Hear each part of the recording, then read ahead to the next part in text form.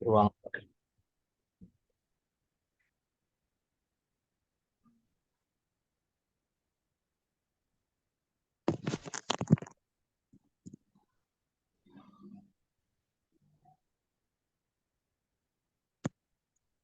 Mari kita mulai saja perkuliahan kita dengan bersama-sama berdoa dengan membaca basmalah.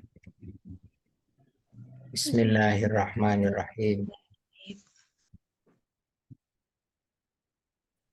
Bismillahirrahmanirrahim. Oke, boleh di on cam dulu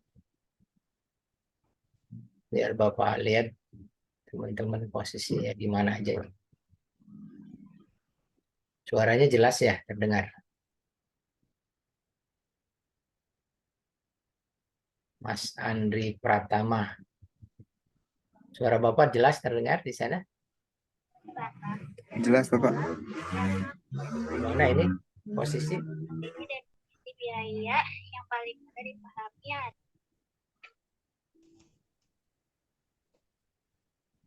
Mas Andri lokasi di mana, yang di Sulawesi itu ya? Saya di Cipacung, Pak. Oh, Cipacu. Ya, Andri Pratama. Mas Apri Imron.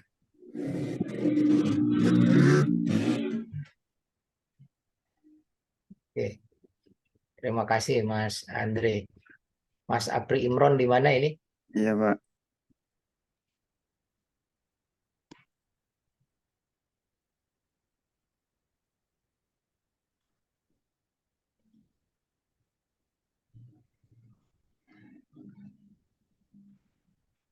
Oke, cukup jelas suara saya Mas Apri ya.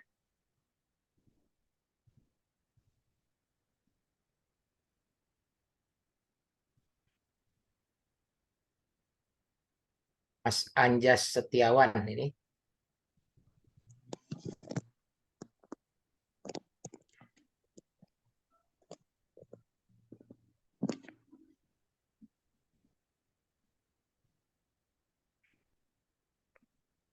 Aditya hadir, Pak. Ya, ini di mana nih? Di Aditya. kantor, Pak. Ya, kantornya di mana posisinya?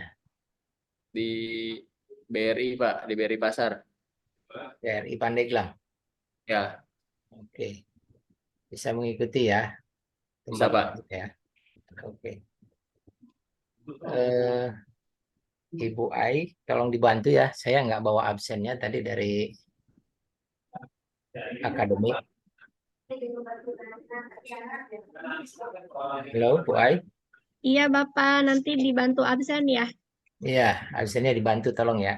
Iya, Bapak nggak ngambil absen soalnya tadi. iya nggak apa-apa Pak. Oke, terima kasih. Oke, teman-teman sekalian. Alhamdulillah sore hari ini kita bisa menyelenggarakan perkuliahan walaupun secara online. Dan kita lanjutkan apa yang kita bahas di minggu lalu. Bapak sengaja sudah bagikan, sudah share handout-nya untuk setengah semester ini, supaya teman-teman, karena pertemuan kita terbatas, tidak seperti kelas reguler, teman-teman bisa lebih dahulu mempelajarinya, dan sebelum perkuliahan, sedang perkuliahan pun boleh bertanya mengenai hal-hal yang memang teman-teman anggap diperlukan untuk kita bahas, diprioritaskan kita bahas.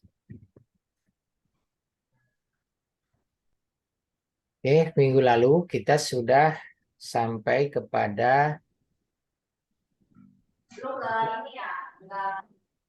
mengenai jenis-jenis analisis ekonomi. Kayak survei yang di extension kemarin.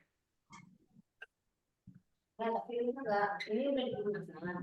Udah. Tapi udah sekali ya. Udah topak tadi. Kan nggak bisa. Nggak bisa di close. Adit, di mute dulu. Ya. Oke. Kalau ada suara-suara boleh di mute saja dulu ya, supaya tidak mengganggu konsentrasi. Kecuali kalau mau menyampaikan sesuatu, silahkan di unmute. Kalau mau bertanya atau ada berpendapat, silahkan di unmute. Kalau kamera sebenarnya boleh on cam semua. Silahkan.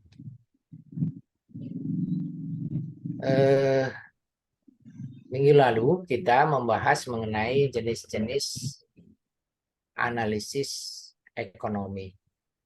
Jadi ada ekonomi deskriptif yang menggambarkan keadaan pada saat itu. Ada teori ekonomi yang menggambarkan sifat hubungan dari satu peristiwa ekonomi dengan peristiwa yang lainnya,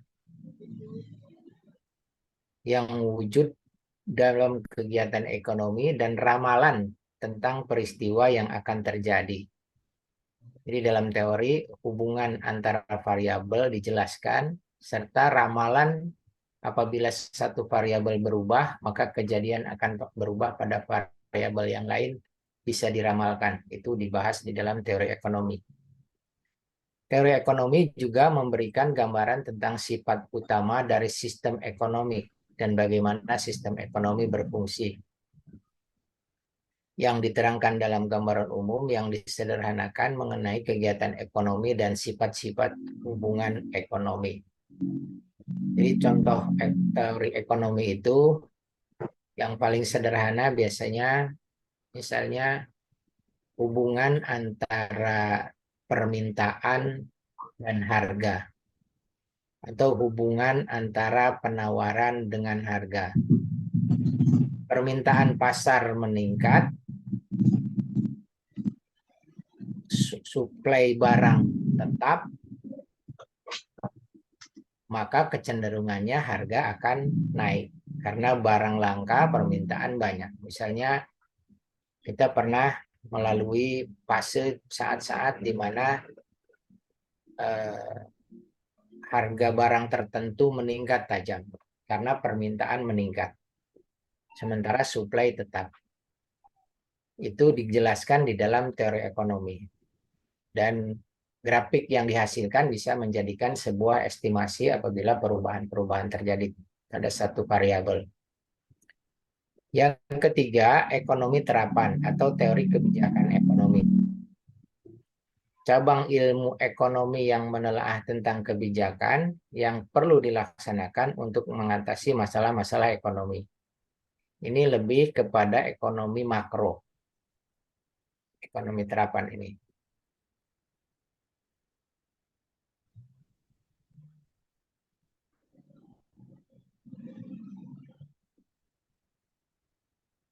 Ekonomi terapan, di dalam ekonomi terapan, tujuan-tujuan yang ingin dicapai dari kebijakan ekonomi adalah mencapai pertumbuhan ekonomi yang cepat. Pernah Bapak jelaskan juga bahwa pertumbuhan ekonomi itu adalah meningkatnya produk domestik bruto dari tahun ke tahun, year to years. Jadi tahun sebelumnya bila dibandingkan dengan tahun berikutnya, berapa persen pertumbuhannya, itulah laju pertumbuhan ekonomi. Yang kedua, tujuan yang ingin dicapai dari kebijakan ekonomi adalah menciptakan stabilitas harga-harga. Harga barang yang berfluktuasi cenderung mengganggu objektivitas transaksi. Jadi harga barang diupayakan untuk distabilisasi dengan kebijakan ekonomi. Misalnya kita pernah melihat harga minyak goreng melonjak tinggi, maka ada kebijakan ekonomi untuk menambah suplai di pasaran dengan operasi pasar. Kemudian diupayakan fondasi dari struktur ekonominya diperbaiki sehingga terjadi stabilitas harga kembali. Karena fluktuasi yang berlebihan akan menggoncangkan perekonomian. Mengatasi masalah pengangguran. Kita tahu eh, distribusi pendapatan sebagian besar berasal dari jasa tenaga kerja. Sehingga pengangguran yang tinggi, pengangguran yang angka pengangguran terbuka yang relatif besar itu akan menyebabkan kemampuan masyarakat untuk mengkonsumsi juga akan rendah. Kemampuan masyarakat mengkonsumsi akan rendah, daya beli rendah, maka sektor produksi juga tidak dapat berproduksi secara optimal. Sehingga laju perekonomian ketika nilai produksi rendah, laju perekonomian tidak akan tumbuh. Dan ini harus diatasi dengan kebijakan ekonomi. Yang keempat, mewujudkan pemerataan distribusi pendapatan. Pendapatan nasional dibagi jumlah penduduk, atau PDB bagi jumlah penduduk itu adalah income per kapita. Income per kapita. Income per kapita yang jomplang dengan koefisien Gini yang besar itu akan menyebabkan perekonomian yang rentan. Nilai tambah yang bertumpu pada satu kelompok produksi tertentu saja, tidak memberikan pemerataan distribusi pendapatan, itu juga akan melemahkan perekonomian dalam jangka panjang. Dalam merumuskan kebijakan ekonomi, sangat penting peran dari pandangan yang menerangkan apa yang harus wujud atau value judgment.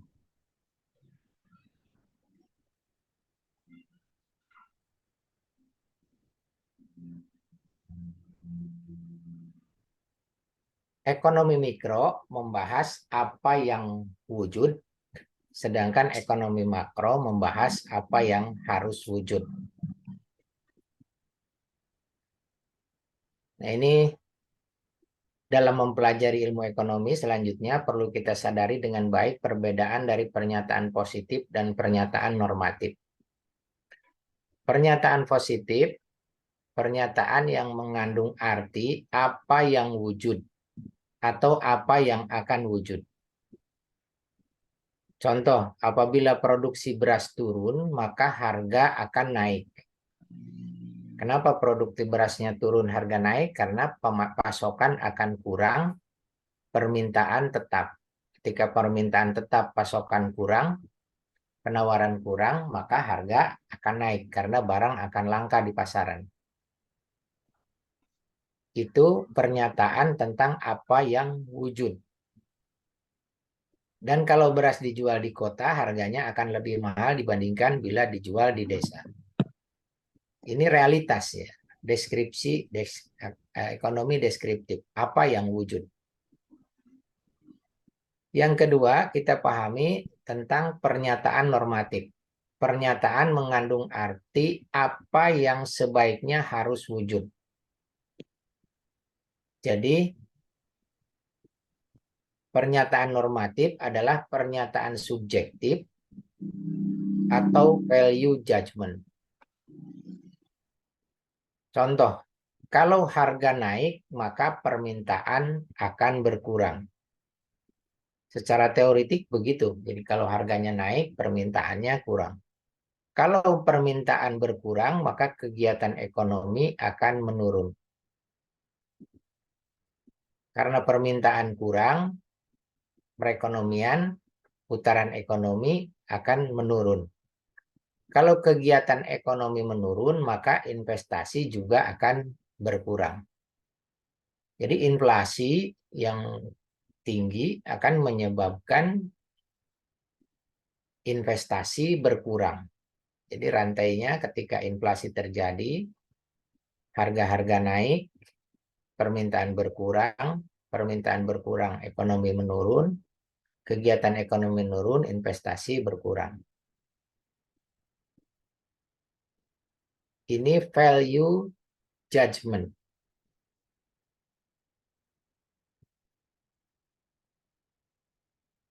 Sifat teori ekonomi. Setiap teori ekonomi memiliki 4 unsur penting. Yang pertama, definisi-definisi yang menjelaskan dengan sebaik-baiknya variabel-variabel sifat-sifat hubungannya akan diterangkan dalam teori tersebut. Jadi definisi atas variabel, permintaan. Permintaan itu apa sih? Penawaran. Penawaran itu apa? Dijelaskan. Harga. Harga itu apa sih? Investasi. Investasi itu apa? Nah, itu definisi-definisi yang menjelaskan dengan sebaik-baiknya variabel-variabel yang sifat-sifat hubungannya akan diterangkan dalam teori tersebut. Yang kedua, sejumlah asumsi mengenai keadaan yang harus wujud. Bukan keadaan yang wujud, tetapi asumsi mengenai keadaan yang harus wujud, supaya teori tersebut berlaku dengan baik. Yang ketiga, satu atau beberapa hipotesis mengenai sifat-sifat hubungan di antara berbagai variabel yang dibahas. Jadi terdapat hipotesis. Apabila X, maka Y akan terjadi. Apabila X berubah, maka Y akan berubah seperti apa. Itu hipotesis. Yang keempat, di dalam teori ekonomi memiliki sifat bahwa satu atau beberapa ramalan mengenai keadaan-keadaan yang akan berlaku. Setiap serial data, apabila X berubah, maka Y berubah. Misalnya ketika tadi kita coba jelaskan mengenai permintaan dan penawaran dan harga, kaitan dengan permintaan, penawaran, dan harga. Ketika permintaan sejumlah X, kemudian harga sejumlah Y, maka penawaran akan tergambarkan di dalam sebuah grafik. Nah, grafik tadi apabila diperoleh dari data-data series berpasangan, ketika dianalisis dengan linear regresi akan ketemu kecenderungan. Kecenderungan terjadinya perubahan harga. Kecenderungan itulah yang nanti menjadi rumus, menjadi prediktor, prediksi untuk meramalkan apabila teori ini diterapkan.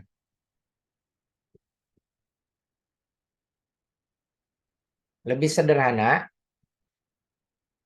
lebih mudah dipahami apabila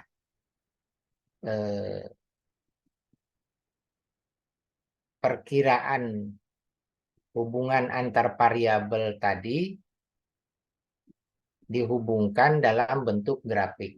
Ini kalau kita lihat grafik, contoh grafik ini kurva permintaan.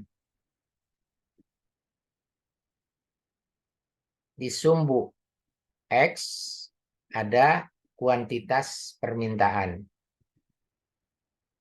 Di sumbu Y ada sejumlah harga. Ketika harga ada di titik 50, maka permintaan ada pada titik tengah-tengah antara 200 dan 400. Berarti ada 300.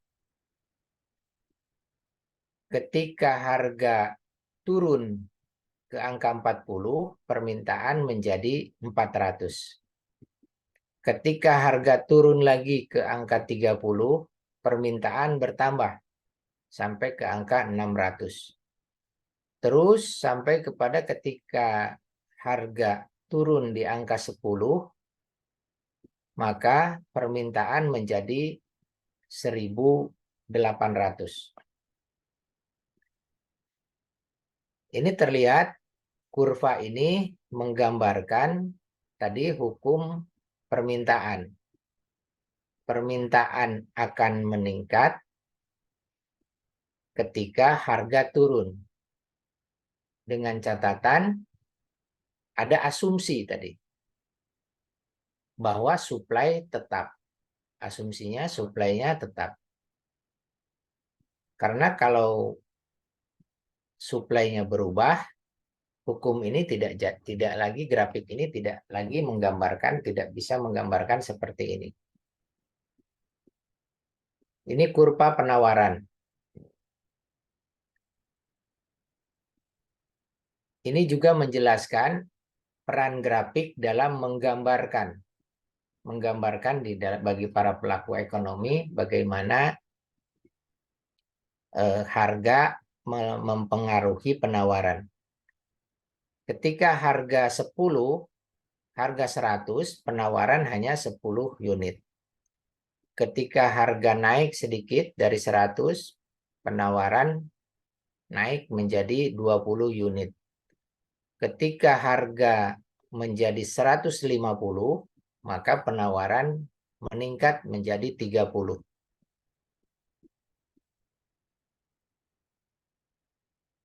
Ketika harga naik drastis menjadi 350, penawaran hanya naik menjadi 40.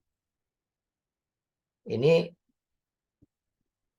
contoh dari peran kurva dalam menggambarkan peristiwa ekonomi mikro.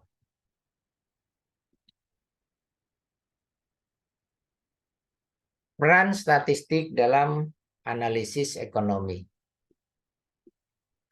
Statistik memegang dua peranan penting berikut. Yang pertama, menyediakan berbagai jenis angka indeks untuk menunjukkan kecenderungan perkembangan variabel-variabel ekonomi tertentu dari waktu ke waktu. Indeks statistik menyediakan indeks untuk kita cerna dan kita baca dan bisa diambil oleh para pelaku ekonomi untuk mengambil keputusan ekonomi. Yang kedua, statistik menguji atau menyelidiki kebenaran pandangan dalam teori ekonomi.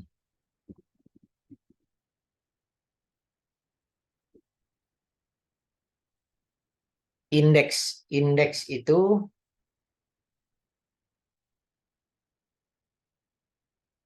menunjukkan kecenderungan perkembangan variabel.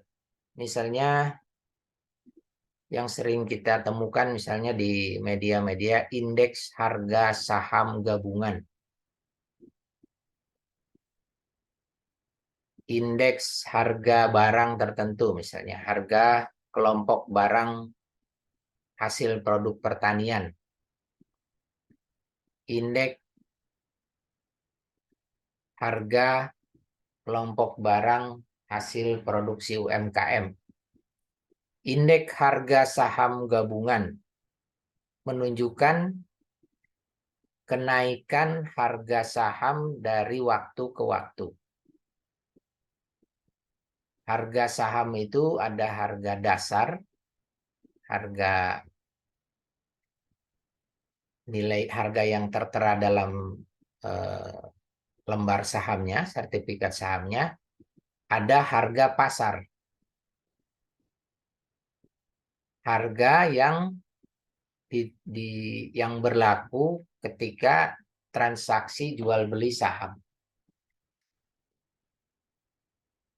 Kenaikan indeks harga saham tadi, harga saham itu dirata-ratakan, saham A, B, C, D dasarnya berapa, harga pasarnya berapa, akan terlihat selisihnya, dan indeks kenaikannya berapa dari waktu ke waktu. Itu terlihat di kalau teman-teman baca di rilis-rilis statistik atau di ekspos pasar modal, indeks harga saham gabungan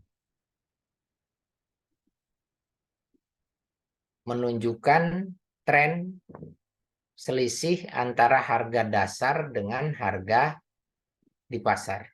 Harga saham dasarnya, harga nilai nominal sahamnya dengan harga di pasar jual beli saham.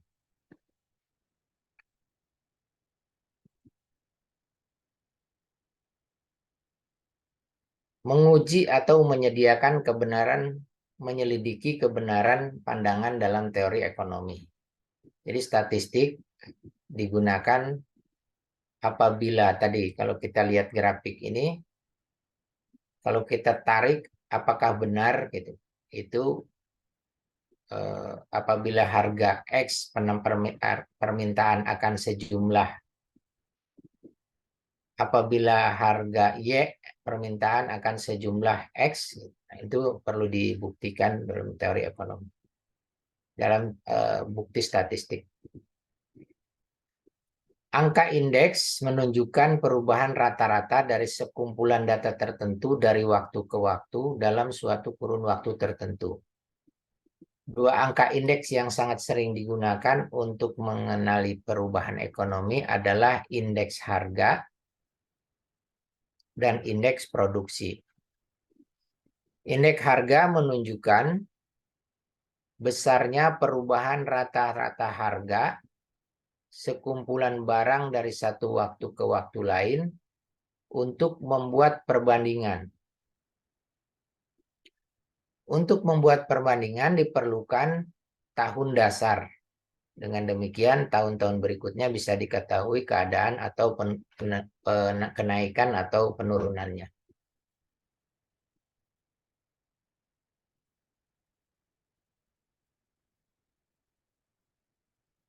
Indeks produksi menunjukkan besarnya perubahan rata-rata produksi kumpulan barang tertentu dari waktu ke waktu.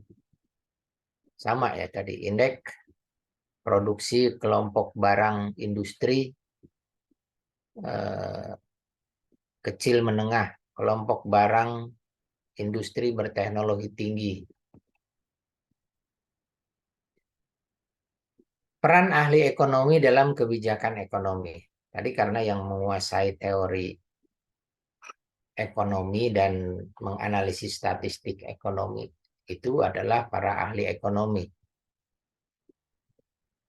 Pengetahuan mengenai prinsip-prinsip ekonomi telah memungkinkan ahli ekonomi mengetahui langkah mana yang sebaiknya diambil dan langkah mana yang sebaiknya dihindari. Tindakan merumuskan kebijakan ekonomi meliputi dua aspek. Satu, menentukan tujuan-tujuan yang ingin dicapai. Tujuan yang ingin dicapai dari kebijakan ekonomi adalah menciptakan pertumbuhan ekonomi yang cepat, menciptakan stabilitas harga-harga, ini kita bahas di awal sebagai masalah ekonomi, mengatasi masalah pengangguran, mewujudkan pemerataan distribusi pendapatan. Ini harus sinergi semuanya. Pertumbuhan ekonomi yang cepat tanpa mewujudkan pemerataan distribusi pendapatan, ini akan tetap menimbulkan masalah-masalah yang baru. Kita contohkan saat ini. Pertumbuhan ekonomi kita cukup baik.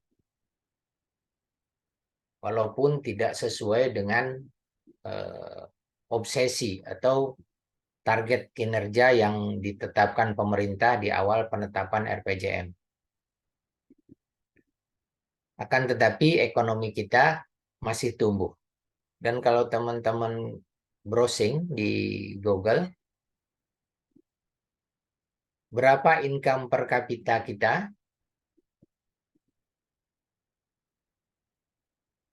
Ada yang bisa browsing? Kalau tidak salah sekitar 75 juta per tahun.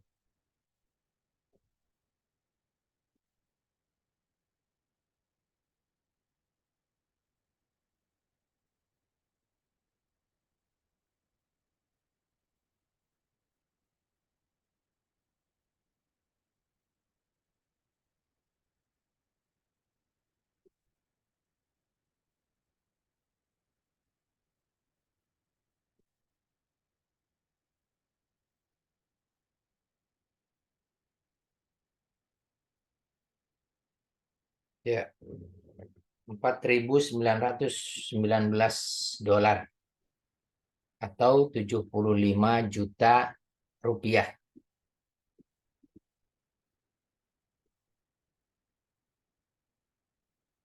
Ini dihitung PDB atas dasar harga berlaku. Artinya apa ini maknanya? Income per kapita itu nilai tambah yang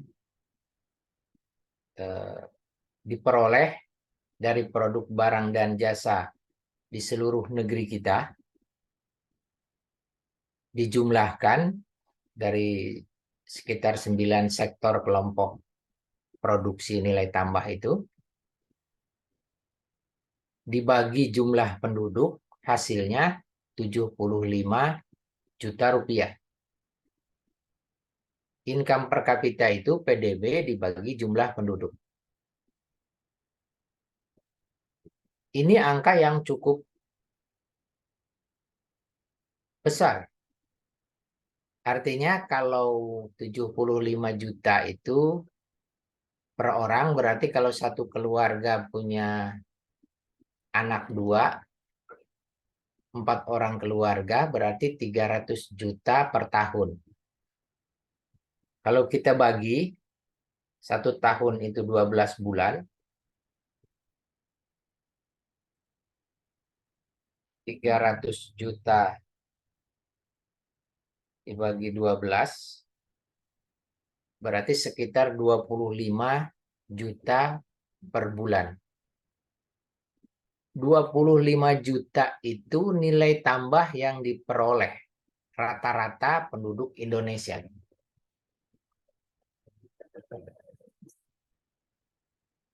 Per bulan dalam keluarga yang 4. Kalau kita lihat faktanya di masyarakat, berapa sih yang punya pendapatan 25 juta per bulan? Keluarga mana saja? DPR, Pak. Ya, R. kenapa Bu Ai? Anggota DPR, Pak, 25 juta per bulan. Lebih Anggota malah. DPR, berarti di kabupaten paling 50 orang ya. Iya, Siapa lagi? rata-rata. Ada 10% dari penduduk penghasilannya 25 juta per bulan. Satu kepala keluarga.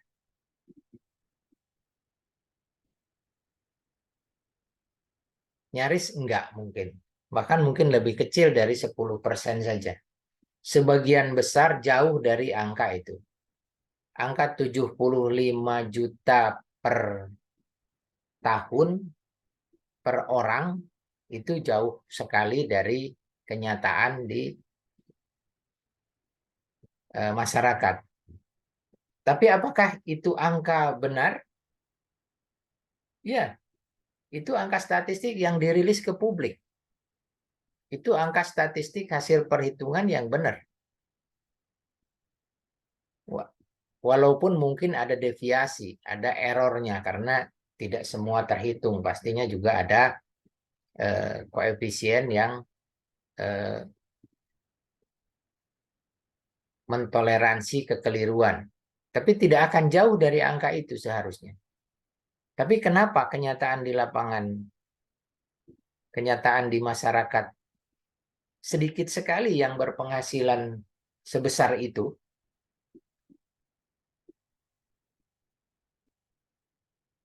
Karena tidak terjadi pemerataan distribusi pendapatan. Sementara ekonomi tumbuh. Jadi begini, teman-teman mungkin pernah tertarik dengan isu hilirisasi nikel. Ada yang ketika debat kampanye kemarin sempat heboh itu, masalah hilirisasi. Ada yang paham apa itu hilirisasi?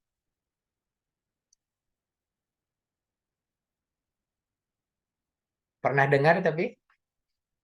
Mas Adit Belum. pernah dengar? Bapak pernah dengar. Pernah dengar. Apa Iya, itu? Apa yang dipahami ketika dengar istilah hilirisasi?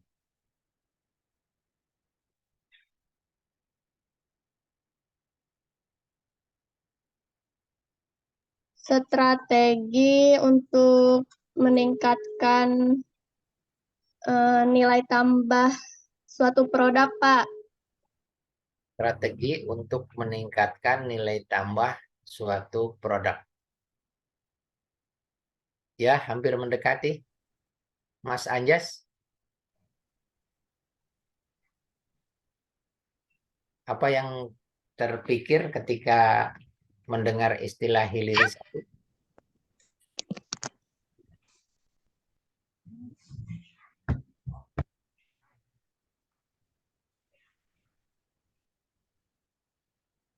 Terus siapa tuh yang on barusan? Mas Udin Setiawan, Oh ya, pengolahan, Pak. pengelolaan.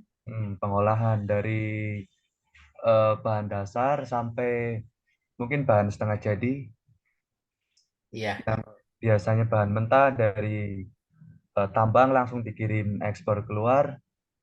Itu kita olah dulu, Pak, setengahnya menjadi bahan setengah jadi, baru kita ekspor untuk menambah nilai nilai dari iya, bahan tadi. iya. Bagus. Sudah paham berarti ya, teman-teman. Paham, Terutama Pak. Mas Udin ini udah paham bahwa hilirisasi itu dimaksudkan istilah itu untuk membuat strategi, betul, baik, membuat strategi untuk membuat nilai tambah itu tidak pergi ke luar negeri. Jadi yang tadinya ekspor misalnya pasir besi, maka pasir besinya dibuat dulu menjadi biji besi di tempat kita di Indonesia, baru biji besinya diekspor.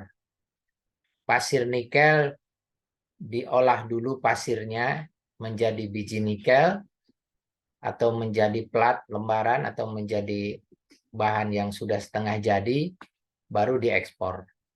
Dengan begitu, kita tahu bahwa PDB itu adalah nilai tambah yang diperoleh dari produksi barang dan jasa.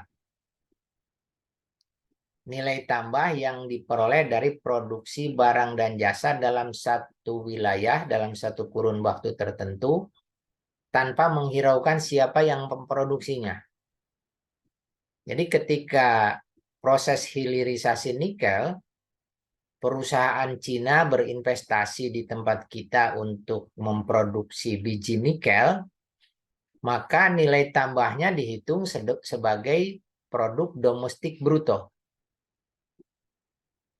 Kebayang nggak? Kalau tadinya hanya nilai tambang, sekarang ditambah nilai pengolahan. Dari yang tadinya nilainya Rp100 misalnya, dari biji dari pasir, diolah menjadi biji, itu ada nilai tambah dari 10 misalnya menjadi 100. Begitu meloncatnya nilai tambah itu. Dan itu dihitung sebagai PDB Indonesia. Dan itu dihitung juga sebagai laju pertumbuhan ekonomi Indonesia. Walaupun perusahaan yang memproduksinya adalah perusahaan Cina. Perusahaan dari luar negeri. Kebayang nggak lompatannya pertumbuhan ekonomi itu? PDB-nya tinggi, sementara untuk mewujudkan kesejahteraan kan dihitung income per kapita. PDB-nya tinggi dibagi jumlah penduduk Indonesia. Maka PDB tadi, nilai tambah dari hilirisasi itu memang menjadi PDB kita dan menjadi seperti kegembiraan karena ada laju pertumbuhan ekonomi. Akan tetapi sebenarnya ketika laju pertumbuhan ekonomi itu tidak disertai pemerataan distribusi pendapatan, maka laju pertumbuhan ekonomi itu tidak menjadi pemerataan kesejahteraan.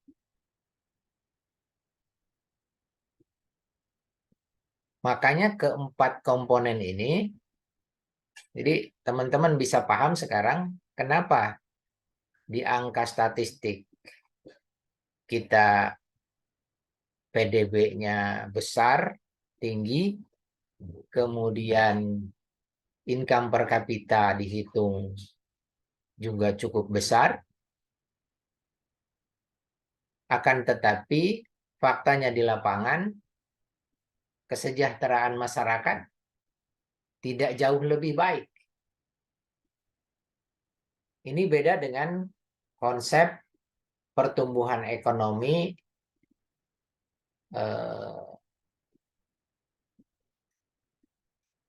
dengan padat karya.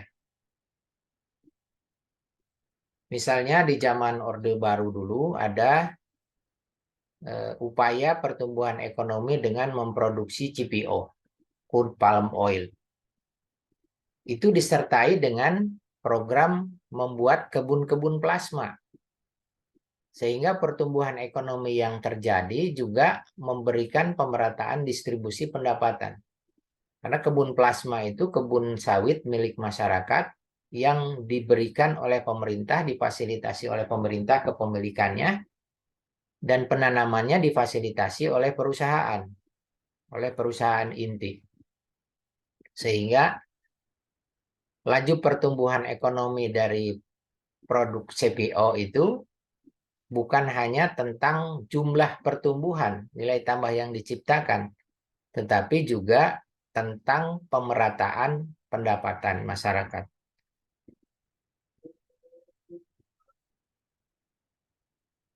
Jadi peran ahli ekonomi ini harus berperan. Hilirisasi yang seperti apa yang disertai dengan mewujudkan pemerataan distribusi pendapatan. Jadi laju pertumbuhan ekonomi juga membutuhkan bukan hanya angka PDB, tetapi juga membutuhkan kualitas pertumbuhan. Artinya pertumbuhan yang memberikan nilai pemerataan kepada pendapatan distribusi pendapatan masyarakat. Yang kedua, peran ahli ekonomi ini harus menentukan cara untuk mencapai tujuan tersebut. Analisis yang dibuat haruslah meliputi tujuan dari kebijakan yang dijalankan. Yang kedua, cara yang akan dilaksanakan untuk mencapai tujuan tersebut. Yang ketiga, jenis pengorbanan yang harus dihadapi untuk mencapai tujuan tersebut. Yang keempat, akibat buruk yang mungkin terjadi apabila langkah kebijakan ekonomi dilaksanakan. Yang kelima, menjajaki langkah alternatif lain yang lebih baik untuk mencapai tujuan yang sudah ditetapkan. Tujuan-tujuan dari kebijakan yang dijalankan itu harus nyantol kepada tujuan nasional. Harus nyantol kepada tujuan negara. Harus nyantol kepada tujuan pemerintahan. Jadi pertumbuhan ekonomi bukan hanya semata-mata tentang peningkatan PDB, tapi juga harus menyentuh bagaimana peningkatan PDB itu menjadikan peningkatan income per kapita yang berkualitas. Artinya pendapatan masyarakat, daya beli masyarakat harus terdongkrak sesuai dengan laju pertumbuhan yang terjadi.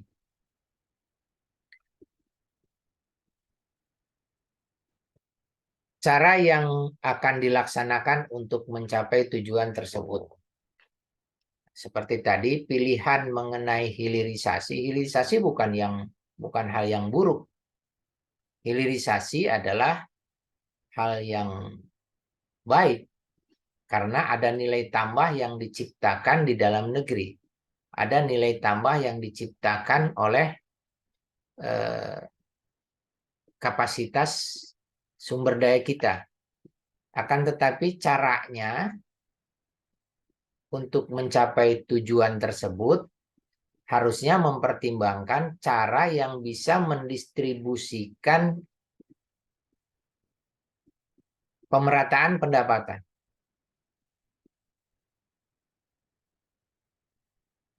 Dan itu bisa sebenarnya apabila concern kebijakan ekonominya memang mau membagikan pemerataan kesejahteraan kepada masyarakat. Misalnya dengan cara kebijakannya membatasi penanaman modal asing.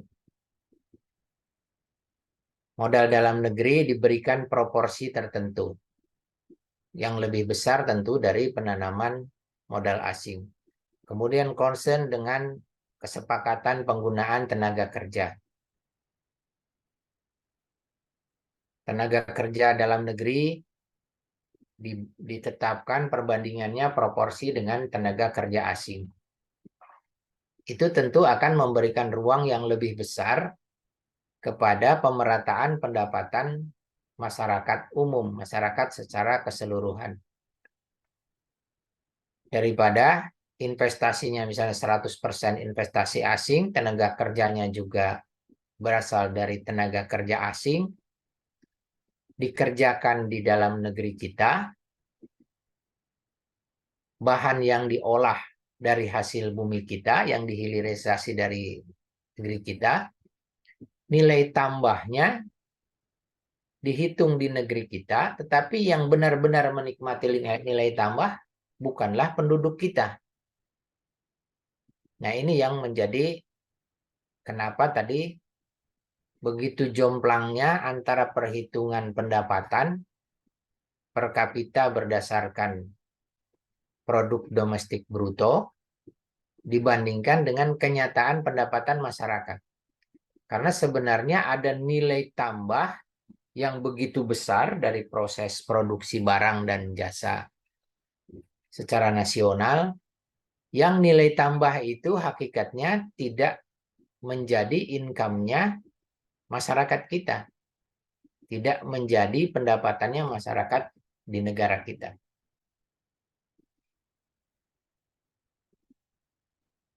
Akibat buruk yang mungkin terjadi apabila suatu langkah kebijakan ekonomi dilaksanakan. Nah, ini udah kita rasakan sekarang ini tadi. Seolah-olah kita sudah lepas dari middle income trap, sudah mau lepas dari jebakan pendapatan kelas menengah, jadi sudah mau lepas ke atas, sementara sebenarnya faktanya ketika dilihat di masyarakat, sedikit sekali yang punya penghasilan sebenarnya sekitar 70 juta per orang per tahun.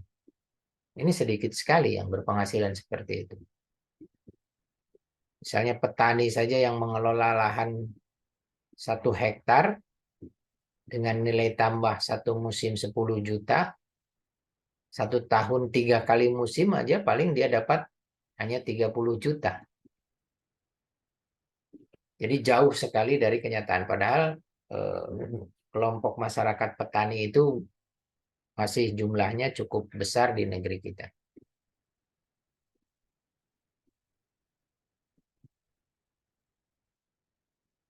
Nah, kita sekarang dari penjelasan-penjelasan sebelumnya sudah bisa membedakan apa mikroekonomi dan apa makroekonomi. Berdasarkan pola dan ruang lingkup analisisnya, mikroekonomi dapat didefinisikan sebagai suatu bidang studi dalam ilmu ekonomi yang menganalisis mengenai bagian-bagian kecil dari keseluruhan kegiatan ekonomi. Bagian-bagian kecil dari seluruh kegiatan ekonomi. Kegiatan ekonomi itu transaksi antara konsumen, produsen yang dipengaruhi oleh kebijakan pemerintah, intervensi pemerintah bisa dalam lingkup bunga modal, bunga uang, dan dalam bentuk pajak, serta kebijakan-kebijakan regulasi lainnya. Di dalam ekonomi mikro, hanya dipelajari bagian kecil dari keseluruhan kegiatan ekonomi tadi. Dari keseluruhan transaksi ekonomi konsumsi, produksi, kemudian ekonomi intervensi pemerintah berupa pajak dan suku bunga. Informasi yang dianalisis dalam mikroekonomi adalah bagaimana cara menggunakan faktor-faktor produksi yang tersedia secara efisien agar kemakmuran masyarakat dapat dimaksimalkan. Bagaimana cara menggunakan faktor-faktor produksi.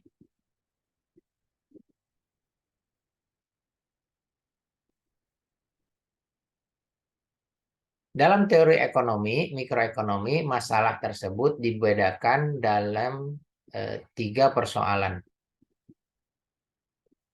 Jadi persoalan yang dibahas di dalam mikroekonomi kita itu adalah apakah jenis barang dan jasa yang harus diproduksi,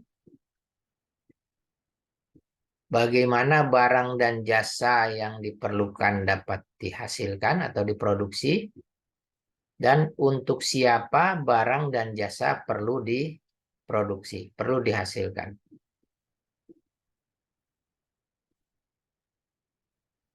Dalam mikroekonomi dianalisis interaksi di pasar barang, tingkah laku penjual dan pembeli, dan interaksi di pasar faktor.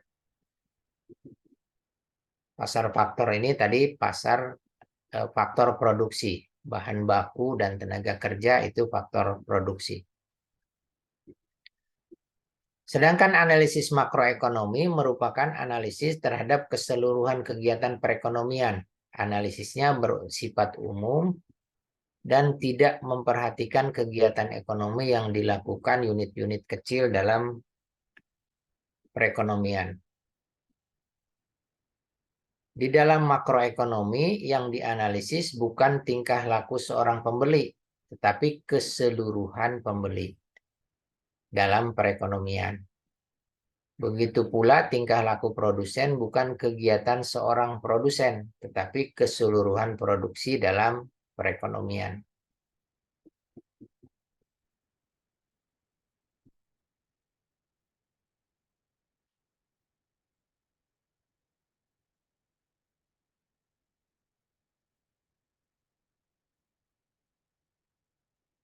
Masalah ekonomi dan sistem pengaturan ekonomi. Beberapa masalah pokok dalam perekonomian. Yang pertama, menentukan barang dan jasa yang harus diproduksi. Yang kedua, menentukan cara barang dan jasa diproduksi.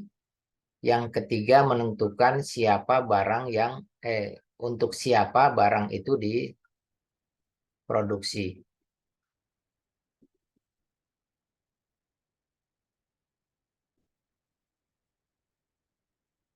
Untuk menentukan barang dan jasa yang harus diproduksi, ada keterbatasan faktor-faktor produksi, menyebabkan tidak semua barang, baik jenis maupun jumlahnya, dapat diproduksi. Maka diperlukan pertimbangan untuk menentukan pilihan barang dan jasa apa yang akan diproduksi. Faktor-faktor produksi itu selalu terbatas, baik jumlah maupun kualitasnya. Tenaga kerja dibatasi oleh kapasitas kompetensinya, belum tentu sesuai dengan kebutuhan proses produksi yang diinginkan. Walaupun jumlah orang angkatan kerja banyak, akan tetapi perlu penyesuaian dengan proses produksi. Sehingga selalu faktor produksi itu dalam kondisi terbatas. Sehingga untuk menghasilkan barang dan jasa diperlukan pilihan. Seberapa banyak barang bisa dihasilkan dan seberapa banyak jasa bisa ditawarkan. Tugas masyarakat pebisnis adalah merubah masalah menjadi peluang. Artinya tunduk pada pernyataan positif atau apa yang wujud atau apa yang akan wujud. Jangan terjebak pada pernyataan normatif. Pengusaha tugasnya menyediakan apa yang dibutuhkan, bukan merubah perilaku konsumen tentang apa yang seharusnya dikonsumsi. Entrepreneurship itu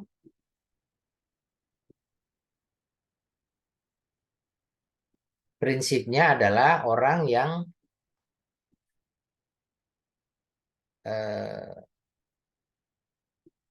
mengelola sumber daya untuk mengelola sumber produksi, bahan baku produksi, mengelola sumber-sumber daya yang dikuasainya untuk menyelesaikan masalah yang ada. Jadi, entrepreneur itu selalu menganggap masalah itu adalah peluang. Jadi kalau ada masalah konsumsi di masyarakat, itu menjadikan peluang dia untuk melakukan tindakan produksi. Akan tetapi, ini ada satu prinsip bahwa para entrepreneur itu tugasnya menyediakan apa yang dibutuhkan. Jadi apa yang diminta oleh pasar. Bukan merubah perilaku konsumen tentang apa yang seharusnya dikonsumsi. Karena merubah perilaku itu adalah tugasnya kebijakan publik.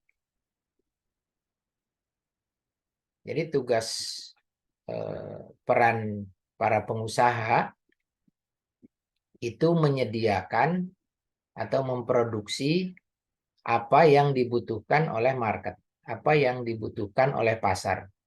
Dan persoalan ketersediaan di pasar, baik dari sisi jumlah maupun dari sisi kualitas barang tertentu, masalah yang dihadapi di pasar itu adalah peluang bagi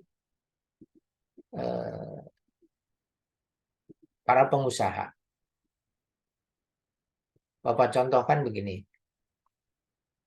Bapak masih ingat tahun 98 ketika selesai krisis ekonomi 98-99 tahun 2000 itu angka kriminal itu meningkat. Jadi dulu banyak sekali pencurian kendaraan motor itu di rumah, bukan di tempat parkir. Kalau sekarang kan sebagian yang hilang motor itu biasanya hilang cepat di tempat parkir. Tahun-tahun itu, tahun 2000-an, itu banyak pencuri itu masuk rumah. Melalui jendela, bongkar pintu. Dan dulu trennya bongkar pagar. Trennya rumah belum pakai teralis dulu. Sehingga permasalahan tadi Bapak tangkap itu sebagai peluang. Tahun 2000 Bapak buka bengkel pengelasan, bengkel las, dan menjual teralis. Itu sangat laku. Dan bengkel-bengkel las juga bermunculan untuk melayani kebutuhan masyarakat membuat teralis. Sekarang trennya sudah berbeda. Entrepreneur menangkap masalah menjadi peluang, bukan merubah perilaku masyarakat mengkonsumsi tertentu. Ada beberapa yang terjebak dengan misalnya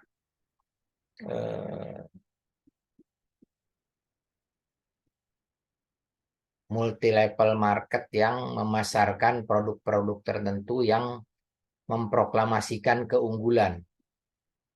Misalnya air minum dengan keunggulan tertentu. Kemudian dipasarkan. Tetapi keunggulan itu berdasarkan pemahaman masyarakat mengenai kualitas air minum. Nah, ini akan mengalami titik jenuh usaha seperti itu. Karena dia tidak menyelesaikan masalah, tetapi memproklamirkan sesuatu yang lebih unggul yang oleh masyarakat tidak dirasakan sebagai masalah.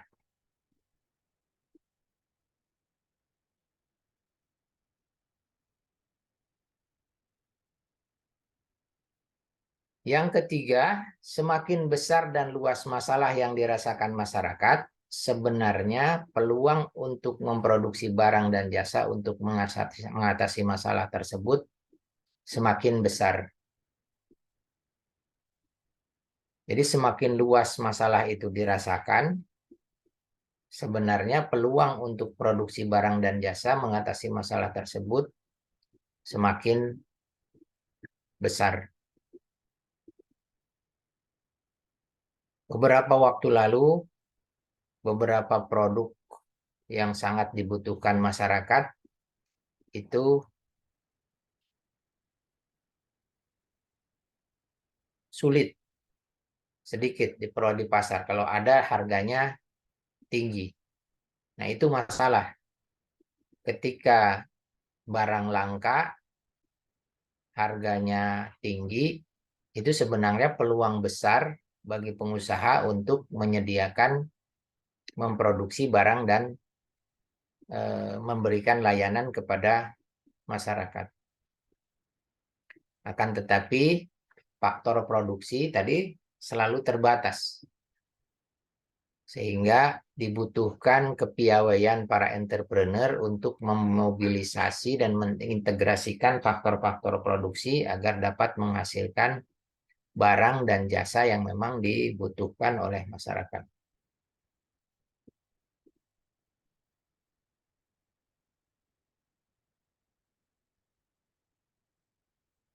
Menentukan cara barang dan jasa diproduksi. Jadi yang pertama tadi menentukan barang dan jasa yang harus diproduksi. Jangan terjebak kepada ketika menentukan barang yang harus diproduksi ini, yang diproduksi oleh para pengusaha, jangan terjebak kepada pernyataan normatif. Normatif itu pernyataan tentang sesuatu yang seharusnya. Seharusnya masyarakat minum air itu yang kadar pH-nya sekian, kemudian kadar mineralnya seperti itu. Seharusnya. Jadi jangan terjebak kepada yang seharusnya. Tapi harus berpikir kepada pernyataan positif. Apa yang diminta oleh pasar. Tunduk pada pernyataan apa yang wujud. Atau apa yang diperkirakan akan wujud. Permintaannya masyarakat itu air minumnya bukan melihat pH-nya atau melihat kualitasnya, tapi hanya melihat harganya yang lebih terjangkau. Percuma bisa menyediakan produk yang berkualitas sangat baik, harganya tidak terjangkau, maka tidak akan menghasilkan nilai tambah, tidak akan menghasilkan revenue, karena produknya tidak dikonsumsi, tidak dibeli oleh masyarakat. Yang kedua, menentukan cara barang dan jasa diproduksi. Satu jenis barang biasanya dapat diproduksi dengan beberapa cara. Karenanya diperlukan pilihan cara mana yang akan dilakukan untuk memproduksi. sehingga produksi dapat efektif dilakukan dengan biaya yang efisien. Membuat sepatu bisa dilakukan di industri rumah tangga dengan peralatan yang manual atau dengan peralatan yang semi mekanik. Akan tetapi memproduksi sepatu juga bisa dilakukan di sebuah pabrik, di pabrikasi.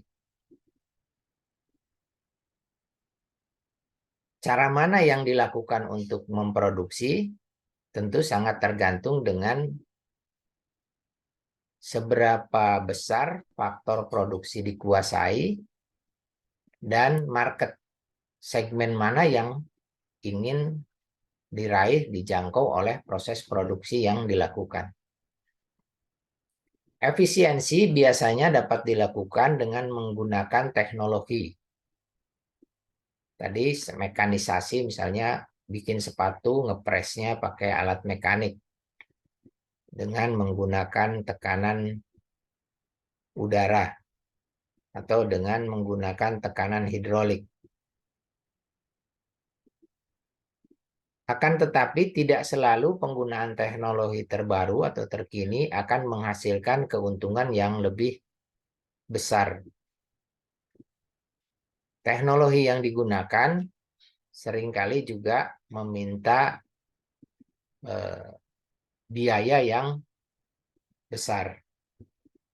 Modal yang harus dikeluarkan untuk mengakses teknologi tertentu, kemudian biaya operasional dari mesin yang digunakan teknologi tertentu, bila dibandingkan dengan penggunaan sumber daya manusia dengan manual, tentu harus diperhitungkan mana yang lebih efisien. Penguasaan faktor produksi turut menentukan pilihan cara produksi mana yang dapat memberikan efisiensi terbaik. Ya.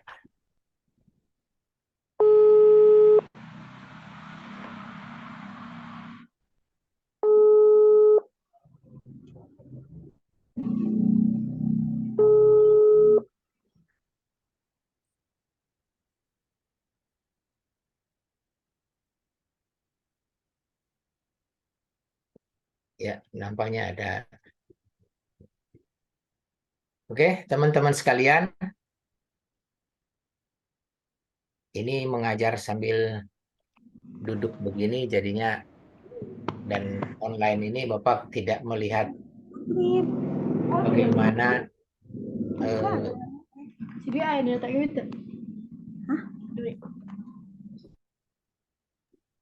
bagaimana reaksi teman-teman tidak bisa Bapak lihat. Bagaimana wajah-wajah dan matanya, apakah ngantuk atau tidak, Bapak juga nggak bisa lihat. Bapak juga jadi monoton mengajarnya. Kurang terimprovisasi untuk memberikan contoh. Tapi mungkin dalam pertemuan yang akan datang, mudah-mudahan kita bisa offline lagi dan bisa lebih komunikatif lagi. Mungkin pembelajaran kita cukup sampai di sini dulu, teman-teman sekalian. Mudah-mudahan apa yang Bapak sampaikan bisa dicerna, dan silahkan dipelajari dalam buku yang sudah Bapak anjurkan untuk dimiliki, supaya ketika ketemu offline nanti kita bisa berdiskusi lebih mendalam sebelum kita melangkah ke materi berikutnya. Oke, teman-teman sekalian, terima kasih atas kebersamaan kita. Kita break dulu, kita cut dulu sampai di sini pembelajaran kita. Sampai ketemu di minggu yang akan datang. Terima kasih atas perhatiannya. Walafu minkum. Assalamualaikum warahmatullahi wabarakatuh.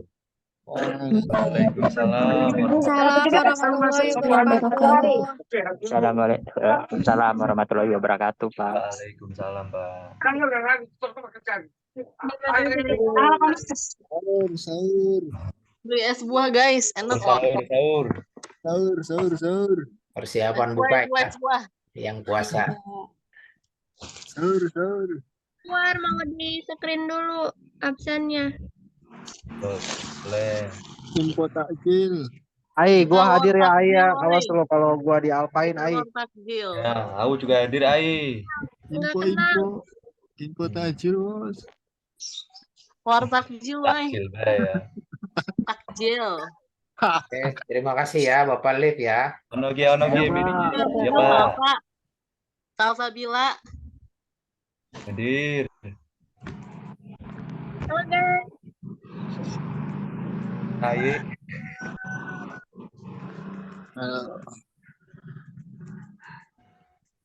Salam kenal Pak Budi. Iya.